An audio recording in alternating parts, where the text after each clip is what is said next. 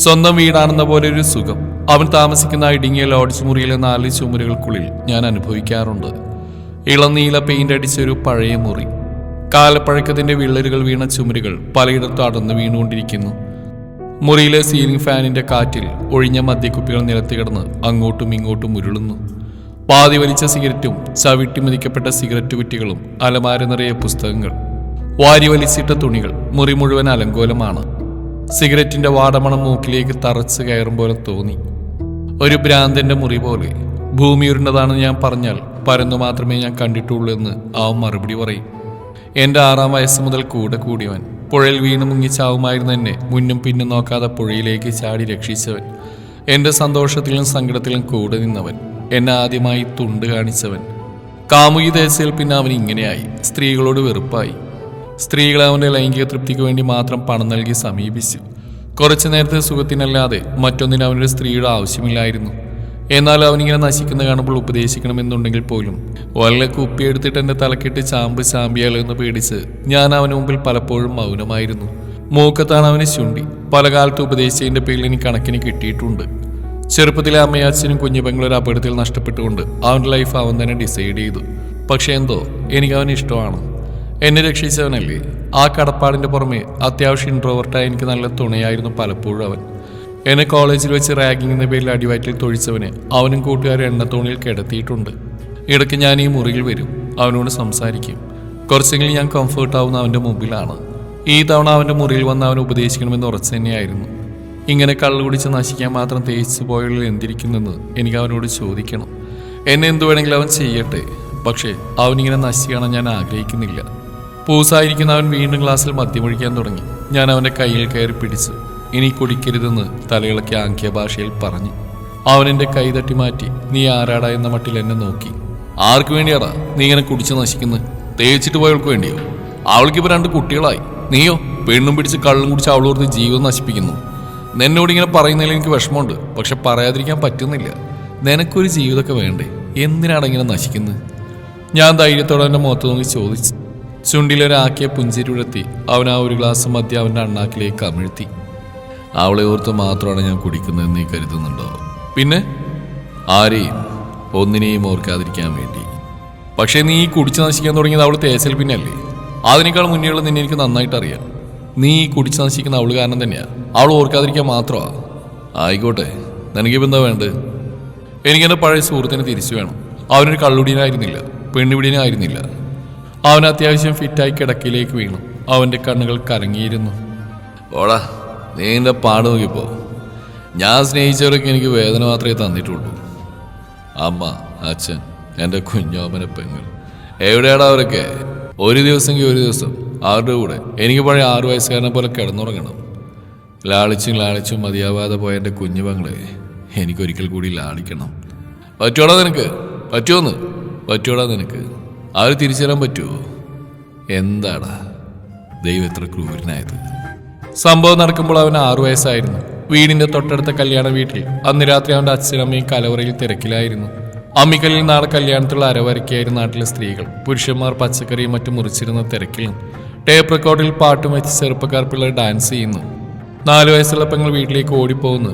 രാത്രി സദ്യക്കിരുന്നവർക്ക് വെള്ളം നൽകുന്നവൻ കാണാനിടയായി. അവൻ പെങ്ങളുടെ പിന്നാലെ വീട്ടിലേക്ക് ഓടി. വീടിന് മുറ്റത്ത് ചേർത്തിക്കുന്ന പെങ്ങളെയാണ് അവൻ കണ്ടത്. കൊച്ചു, എന്താ പറ്റി?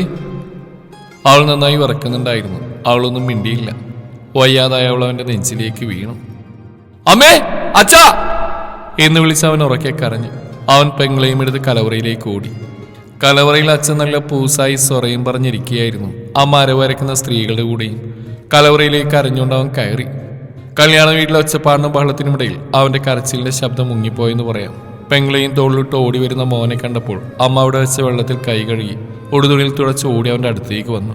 അമ്മേ, കൊച്ചുകുട്ടി എഴുന്നേൽക്കുന്നില്ല, വീടിന്റെ മുറ്റത്ത് ഛർദ്ദിച്ചു. അപ്പോഴേക്ക് അച്ഛനടക്കം കലവറയിലുള്ളവർ ജോലിയും പകുതിക്കിട്ട് അവിടേക്ക് വന്നു. അവരവൻ്റെ പെങ്ങളെ നോക്കിയപ്പോൾ അവൾ അബോധാവസ്ഥയിലായിരുന്നു. മൂക്കിൽ നിന്നും വായിൽ നിന്നും ചോര വരുന്നുണ്ടായിരുന്നു. മോളെ എന്ന് കരഞ്ഞ് അച്ഛൻ അവളെ കയ്യിലേക്ക് വാങ്ങി. അമ്മയും കരച്ചിലോട് കരച്ചിൽ. ആരെങ്കിലും വണ്ടി എടുക്ക്! നാട്ടുകാർ പരക്കെ പാഞ്ഞു. കല്യാണ വീട് പെട്ടെന്ന് നിശബ്ദമായി. കല്യാണത്തിന് വന്ന ആരുടെയോ ഓട്ടോ അവിടെ ഉണ്ടായിരുന്നു. ഓട്ടോക്കാരനെ വിളി! അച്ഛൻ ഉറക്കെ പറഞ്ഞു. ഓട്ടോക്കാരൻ ഓടി വന്ന് ഓട്ടോ സ്റ്റാർട്ട് ചെയ്തു. വെപ്രാളത്തിൽ അവർ ഓട്ടോയിൽ കയറി. അവൻ ഓട്ടോയുടെ അടുത്ത് പോയെങ്കിലും അമ്മയും അച്ഛനും ഉൾപ്പെടെ മറ്റു രണ്ടുപേര് കയറിയതുകൊണ്ട് പെൺകുട്ടിയെ നോക്കാൻ മാത്രമേ അവന് കഴിഞ്ഞുള്ളൂ. ഓട്ടോക്കാരൻ ദയനീയമായി അവനെ നോക്കി. ഓട്ടോ അവനിൽ നിന്ന് അകലേക്ക് മാഞ്ഞു. കുപ്പായത്തിന്റെ കോളർ കൊണ്ട് കരഞ്ഞു കലങ്ങിയ കണ്ണുകളൊപ്പി അവൻ അവിടെ ഒരു വീടിന്റെ മൂലയിൽ കൂനിക്കൂടിയിരുന്നു. പെങ്ങക്കൊന്നും സംഭവിക്കില്ലടാ. അവനൊരു വയസ്സായ സ്ത്രീ തലയിൽ തലോടി സമാധാനിപ്പിച്ചു. അവൻ തലയും താഴ്ത്തി തേങ്ങിക്കരഞ്ഞു. മണിക്കൂറുകൾ കഴിഞ്ഞപ്പോൾ ടൗണിൽ വെച്ചൊരു ഓട്ടോ തീ പിടിച്ചെന്ന വാർത്ത നാട്ടിൽ പരന്നു. പിന്നെ അവൻ കണ്ടത് കത്തിക്കരിഞ്ഞ അവൻ്റെ അച്ഛനെയും അമ്മയെയുമാണ്. അമ്മയെ തിരിച്ചറിഞ്ഞെങ്കിലും അവൻ്റെ അച്ഛനെ ആ കൂട്ടത്തിൽ തിരിച്ചറിയാൻ പ്രയാസമായിരുന്നു. പെങ്ങളുടെ ശരീരം കിട്ടിയതുമില്ല. പക്ഷെ അതിലുണ്ടായിരുന്ന രണ്ടുപേരുടെ ശരീരം കണ്ടെത്തിയതുമില്ല. അന്ന് നടന്ന എന്താണെന്ന് പോലും അവന് നിശ്ചയമില്ല.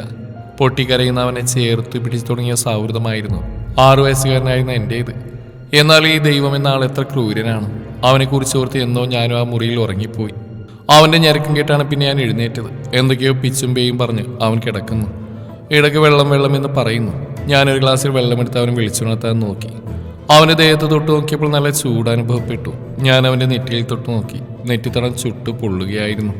ഡാ, നിനക്ക് നല്ല പനിയുണ്ട്, വാ ഹോസ്പിറ്റലിൽ പോവാം. അവനെൻ്റെ കൈ തട്ടി മാറ്റി. ഡാ, തമാശ കളിക്കല്ലേ, വാ ഹോസ്പിറ്റലിൽ പോവാം. അമ്മേ അച്ഛ, നീക്ക് പനിക്കുന്നു. കൊച്ചിയേട്ടന് പനിക്കുന്നു. എന്തിനാ കൊച്ചു കരഞ്ഞേ? ഗുളിക കുടിച്ചാ പോവും. കൊച്ചടുത്ത് വരണ്ട, കൊച്ചിനും പനി വരും. ഞാൻ നിശബ്ദമായി മാറി നിന്നു. അവൻ്റെ കൂടെ ഇപ്പോൾ അവരുണ്ട്. കുറച്ച് നിമിഷങ്ങൾക്ക് ശേഷം അവൻ കണ്ണു തുറന്നു. കരഞ്ഞു കലങ്ങിയ കണ്ണുകളാൽ ചുറ്റും നോക്കി. വേറെ ഏതോ ലോകത്തെത്തിയ പോലെ വെപ്രാളം പിടിച്ചൊരു നോട്ടം. വീണ്ടും അവൻ തലയിണയിൽ മുഖം ചേർത്ത് തേങ്ങിക്കരഞ്ഞു. ഞാൻ അവൻ്റെ അടുത്ത് പോയി. ഒരിക്കൽ കൂടി അവൻ്റെ ദേഹത്തേക്ക് തൊട്ടു നോക്കി. നല്ല പനിയുണ്ട്. ആദ്യമാദ്യം അവനെ എതിർത്തെങ്കിലും ഏതോ നിമിഷം അവൻ സമ്മതിച്ചു. അവൻ നന്നായി വിറക്കുന്നുണ്ടായിരുന്നു. ഹോസ്പിറ്റലിൽ എത്തിയപ്പോൾ നല്ല തിരക്കുണ്ടായിരുന്നു. മഴക്കാലത്തിന് തുടക്കമായതുകൊണ്ടാവാം പനിച്ച് ഉറച്ചിരിക്കുന്ന ഒത്തിരി പേരെ അവിടെ കണ്ടു. മഴ ചാറുന്നുണ്ട്. മറ്റേതിൽ ഹോസ്പിറ്റലിൽ പോയാലെന്ന് ഓർത്ത് നിൽക്കുമ്പോഴായിരുന്നു ഒരു ആംബുലൻസ് ഹോസ്പിറ്റലിലേക്ക് ശബ്ദം മുഴക്കി കയറി വന്ന്. ആംബുലൻസ് വാതിൽ തുറന്നു. ചോരയിൽ കുളിച്ച ഒരു പെൺകുട്ടിയെ സ്ട്രക്ചറിൽ ജീവനക്കാർ പുറത്തേക്കെടുത്തു. ഏതോ വാഹനാപകടമാണ്. ഞങ്ങളുടെ മുന്നിൽ കൂടിയാണ് ആ പെൺകുട്ടിയെ ഹോസ്പിറ്റലിനുള്ളിലേക്ക് കൊണ്ടുപോയത്. അവൻ എൻ്റെ തോളിൽ കൈവച്ചു. ഡാ, ഇതാവളാ എന്നെ തേച്ചവള്. ശരിയാണല്ലോ എന്ന രീതിയിൽ ഞാൻ ആ പെണ്ണിനെ നോക്കിയിരുന്നു. അവൻ വേച്ച് അവളുടെ ചുമലിൽ ചാരി തലകുമ്പിട്ട് പിന്നെയും കരഞ്ഞു. ആളുകൾ ശ്രദ്ധിക്കുന്നു. എനിക്ക് അവളെ കാണണം. ഞാൻ അവനെയും കൂട്ടി സ്ട്രക്ചർ പോയ വഴിയെ നടന്നു. അവൾ ICUവിൽ കയറ്റി. ഞാൻ അവന് ഹോസ്പിറ്റലിൻ്റെ ഇടനാഴിയിലെ കസേരയിൽ വന്നിരുന്നു. അവനെൻ്റെ തോളിൽ തലവെച്ചു. അപ്പോഴും ചെറിയ കുട്ടികളെപ്പോലെ അവൻ തേങ്ങുന്നുണ്ടായിരുന്നു. കുറച്ച് നിമിഷങ്ങൾ കഴിഞ്ഞപ്പോൾ താടിയും മുടി നരച്ച ഒരാൾ വെപ്രാളത്തോടെ ഓടി വന്നു. ICU എവിടെയാണെന്ന് അയാൾ എന്നോട് ചോദിച്ചു. അവനെ അയാളെ ശ്രദ്ധിച്ചു. മുന്നെവിടെയോ കണ്ടുമറന്ന മുഖം പോലെ അയാളുടെ മുഖം കണ്ടപ്പോൾ അവന് തോന്നി. ഓർമ്മകളിൽ എവിടെയോ ഒളിച്ചിരിക്കുന്ന മുഖം. അവൻ പിന്നെയും ഓർത്തു നോക്കി. അവസാന ഓർമ്മകളെല്ലാം പഴയ കല്യാണപ്പുരവരെത്തി. കൊച്ചി ഛർദ്ദിച്ചതും അവളെ തോളിലിട്ട് കലവറയിലേക്ക് ഓടുന്നതും അമ്മയും അച്ഛനും ഓടി വരുന്നതും അച്ഛൻ കൊച്ചുവിനെ എടുത്ത് ഓടുന്നതും ഓട്ടോക്കാരൻ ഓട്ടോ സ്റ്റാർട്ടാക്കി അവനെ ദയനീയമായി നോക്കുന്നുവെല്ലാം അവൻ കണ്ടു. ആ നോട്ടം, ആ കണ്ണുകൾ.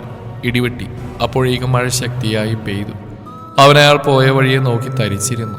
ആ നോട്ടം, ആ കണ്ണുകൾ, പഴയ ആ ഓട്ടോക്കാരൻ. അവൻ എഴുന്നേറ്റ് അയാൾ പോയ വഴിയെ ധൃതിയിൽ നടന്നു. അവനെവിടെയെങ്കിലും വീഴുമോ എന്ന് പേടിച്ചു. ഞാൻ അവൻ്റെ ദേഹത്ത് പിടിച്ച് സപ്പോർട്ട് നൽകുമ്പോഴെല്ലാം അവനെൻ്റെ കൈ തട്ടിമാറ്റി. ICUവിന് സമീപമുള്ള ഇടനാഴിയിൽ ഒരു കസേരയിൽ എല്ലാം നഷ്ടപ്പെട്ടവനെ പോലെ അയാൾ തലതാഴ്ത്തിയിരിക്കുന്നു. അവൻ അയാളുടെ തോളിൽ കൈവച്ചു. അയാൾ തല ഉയർത്തി അവനെ നോക്കി. എന്നെ ഓർമ്മയുണ്ടോ? അയാൾ ആളെ മനസ്സിലാവാതെ മിഴിച്ചിരുന്നു. ആരാ? കലങ്ങിയ കണ്ണുകളുമായി അയാൾ പതിയെ അവനോട് ചോദിച്ചു. ഒന്ന് ഓർത്തു നോക്ക്. 6 വയസ്സുകാരനെ നിങ്ങൾക്ക് കാണാൻ കഴിയുന്നുണ്ടോ? അയാൾക്കൊന്നും മനസ്സിലായില്ല. നിങ്ങളാരായാലും ഓർക്കാൻ പറ്റുന്ന മാനസികാവസ്ഥയിലല്ല ഞാനിപ്പോൾ. എൻ്റെ മോളിപ്പോൾ ICUവില്ല. ഓ, അത് നിങ്ങളുടെ മോളാണോ? ഒന്ന് ചോദിക്കട്ടെ, നിങ്ങളെന്തെങ്ങനെയാ രക്ഷപ്പെട്ട്? എൻ്റെ പെങ്ങളെവിടെയാ? അയാൾ പതിയെ ഇരുന്നിടത്ത് എഴുന്നേറ്റ് അവനെ നോക്കി. ഓർമ്മ വരുന്നുണ്ടോ നിങ്ങൾക്ക് ആ പഴയ കല്യാണപ്പുര? ഓർമ്മ വരുന്നുണ്ടോ അബോധാവസ്ഥയിലായ കുട്ടിയെടുത്ത് കുറച്ച് പേര് നിങ്ങളുടെ ഓട്ടോയിൽ കയറിയത്? ഓർമ്മ വരുന്നുണ്ടോ നിങ്ങളെ നോക്കി പകച്ചുന്ന ഒരു 6 വയസ്സുകാരനെ? അയാൾ കരഞ്ഞുകൊണ്ട് തലതാഴ്ത്തി അവൻ്റെ കാല് വീണു. മോനെ, നീ എന്നോട് ക്ഷമിക്ക്. അവനയാൾ എഴുന്നേൽപ്പിച്ചു. എങ്കിൽ പറ, എന്താന്ന് നടന്ന്? കല്യാണ വീട്ടിൽ ജനറേറ്റർ എത്തിക്കാൻ വന്നായിരുന്നു ഞാൻ. അന്ന് അവരെയും കൊണ്ട് ടൗണിലേക്ക് കയറിയതും. അയാൾ അന്നത്തെ സംഭവം ഓർത്ത് പറഞ്ഞു. വേഗം വീട്, ഈ ഓട്ടോക്കിൻ്റെ എത്ര സ്പീഡ് മാത്രമേ ഉള്ളൂ. നിങ്ങളൊന്നും സമാധാനമായിട്ടിരിക്കുക, കുട്ടിക്കൊന്നും പറ്റില്ല. ടൗണിലേക്ക് ഓട്ടോ കയറിയതും തെരുവിൽ ഒരാളെ കുറച്ച് പേര് വടിവാളും മറ്റും ഉപയോഗിച്ച് വെട്ടി നുറുക്കുകയായിരുന്നു. രാത്രി ആയതുകൊണ്ട് ചുറ്റും ആരുമില്ല. കൊലയാളികൾ ആരൊക്കെയാണെന്ന് വ്യക്തമായി കാണാം.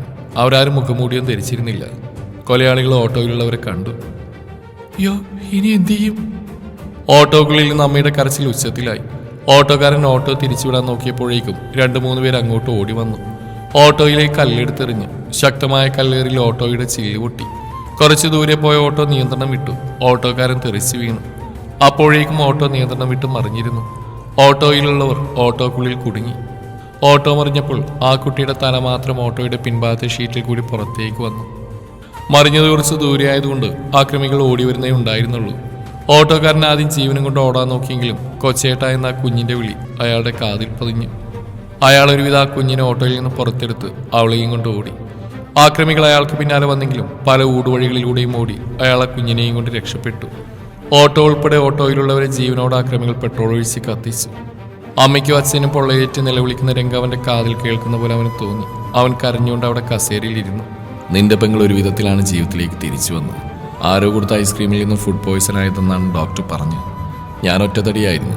ചൂണ്ടി പറയാൻ ബന്ധുക്കളൊന്നും ഇല്ലായിരുന്നു. അന്നന്ന് കിട്ടുന്ന കള്ളുടിച്ച് തീർക്കും. നമ്പർ പ്ലേറ്റൊക്കെ നോക്കി പോലീസെ തിരക്കി വന്നാലോ ഒന്ന് പേടിച്ച് നിന്റെ പെങ്ങളെയും കൊണ്ട് ഞാൻ നാട് വിട്ടു. കുറേ നാൾ മുമ്പേ കല്യാണ സ്റ്റേഷന് സമീപം ഒരു കുടിസുമുറി കഴിഞ്ഞു. അവിടെ ഒരു ഓട്ടോ വാടകയ്ക്കെടുത്ത് ഉപജീവനം കണ്ടെത്തി. നിന്റെ പെങ്ങൾക്ക് വേണ്ടി മാത്രമാണ് ഈ കണ്ട കാലത്രയും ഞാൻ ജീവിച്ചത്. അവിടെ കല്യാണം കഴിഞ്ഞു. ഇപ്പം 2 കുട്ടികളുണ്ട്. എൻ്റെ പെങ്ങൾ? നിന്റെ പെങ്ങളാ ICUവിൽ കിടക്കുന്നത്. അവൻ ഞെട്ടി വിറച്ചു. തൊണ്ട വരളുന്ന പോലെ അവന് തോന്നി. അവൻ അവിടെ നിന്ന് ചുമരിൽ പിടിച്ച് തിരിഞ്ഞടന്നു. അയാൾ പറയുന്ന കേട്ടപ്പോൾ ഞാനും തലയിൽ കൈവച്ചു പോയി. സ്വന്തം പെങ്ങളെയായിരുന്നു അവൻ പ്രണയിച്ച്. സ്വന്തം പെങ്ങളാണ് അവനെ തേച്ചത്. സ്വന്തം പെങ്ങളാണെന്ന് തിരിച്ചറിയാതെ കണ്ണിൽ കണ്ട ശരീരം വിൽക്കുന്ന സ്ത്രീകളിലെല്ലാം അവൻ അവളുടെ മുഖം കണ്ടു. ജീവച്ചാവം പോലെ മാറിയിരുന്നു അവൻ അപ്പോഴേക്കും. അന്നത്തെ അപകടത്തിൽ തലക്ക് പരിക്കേറ്റുകൊണ്ട് അവൻ്റെ പെങ്ങൾ മരിച്ചിരുന്നു. പക്ഷെ ആ മരണവാർത്ത കേൾക്കാൻ അവനുണ്ടായിരുന്നില്ല. അന്ന് എന്നെ പാഞ്ഞു വന്ന ലോറിക്ക് മുന്നിലേക്ക് അവൻ എടുത്തിയാടി. രക്ഷിക്കാൻ പറ്റിയില്ല. ആ ഓട്ടോക്കാരൻ അവിടെ 2 കുഞ്ഞുങ്ങൾക്കും പിന്നീട് എന്ത് സംഭവിച്ചെന്ന് ഞാൻ തിരക്കിയില്ല. അവൻ്റെ മുറിയിൽ ഇടയ്ക്ക് ഞാൻ വരും. അവനോട് സംസാരിക്കും. അവൻ ഓർത്തു വരച്ച അവൻ്റെ കൊച്ചുവിൻ്റെ മുഖം അവിടെ ചുമരിൽ ഒട്ടിച്ചു വെച്ചിരുന്നു. നിഷ്കളങ്കമായി ചിരിച്ചുകൊണ്ട് ആ പെൺകുട്ടി എന്നെ തന്നെ നോക്കി. അപ്പോഴും ഞാൻ ചിന്തിച്ചു, ദൈവം എത്ര ക്രൂരനാണോ.